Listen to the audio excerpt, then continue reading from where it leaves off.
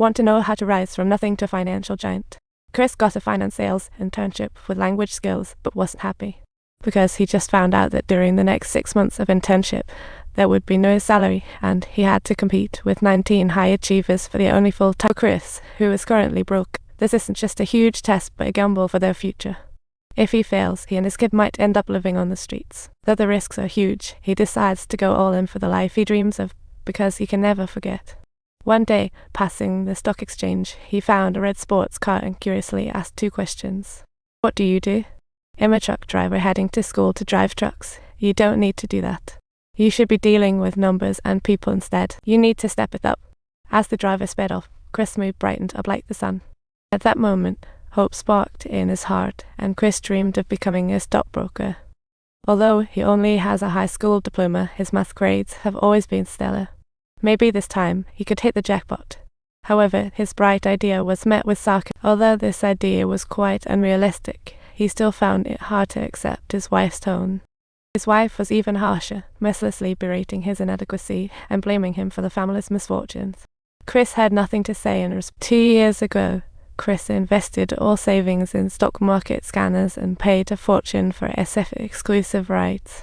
He thought these devices would catapult his family to success, but instead, things went awry. Hardly anyone was willing to purchase such luxury item because its imaging precision was slightly better than X-rays but astonishingly pricey. The 80s economic crisis worsened it. His equipment went unnoticed, daily sales brought no profits, and he was fined several times for illegal parking. This time, the police towed away his only mode of transportation. He sat helplessly by the roadside, lacking money for hefty fines. To ease the burden, Chris sent his son to the cheapest daycare. There was no formal curriculum. Surroundings were an eyesore. Words were hilariously misspelled, covered in insulting graffiti. Meanwhile, his wife was working 2 jobs to keep the family afloat. Despite trying every trick in the book to save money, they still owed the landlord 3 months' rent. Life's pressures pushed Chris on. He couldn't halt, but planted seeds of desire would unexpectedly sprout and take root. One day, Chris, selling as usual, found a job for stockbroker interns at Dean Witter. He approached a street performer nearby and offered her $1 to watch his scanner for a moment. Before leaving, he told her the gadget was worthless and got an internship application. Before finishing the paperwork, he was horrified to find the street performer making off with his beloved scanner. Chris immediately sprinted after her, but they remained out of reach. Ultimately, they passed at the subway, missing a month's living expenses. This world is full of illusions, only pain never lies. Hard to express, his sorrow pushed life forward. As time passed through the night, morning sunlight spilled onto the streets. The next day, Chris filled out the application. Filled with hope, he handed the completed application to the HR seeking introduction, but the manager ignored him. Fortunately, life isn't just about neglect, it also has surprises.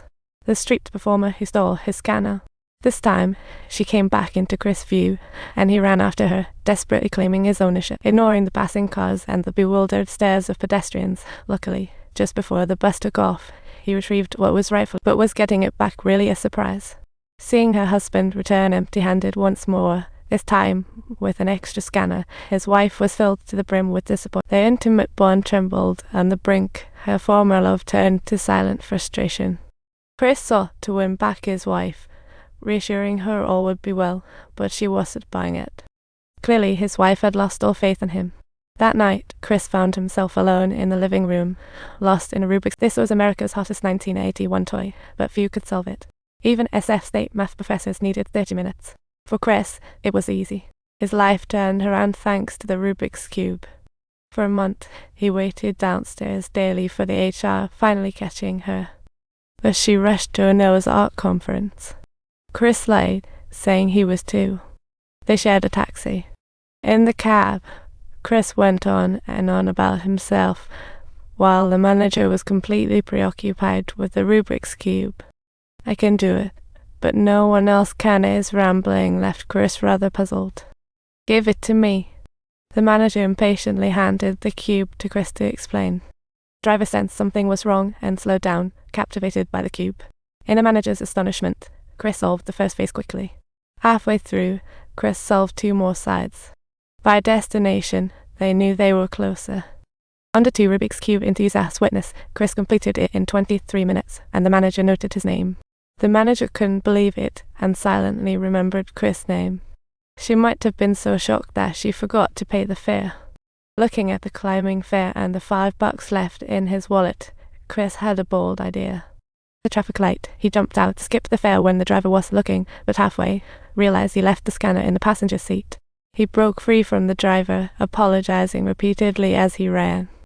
In the sunny park, people enjoyed their leisure time, while Chris in his suit was frantically running away, with a taxi behind him threatening to take measures against him. In a moment of panic, he dashed into the subway station, with Hope just in reach and an angry driver hot on his trail.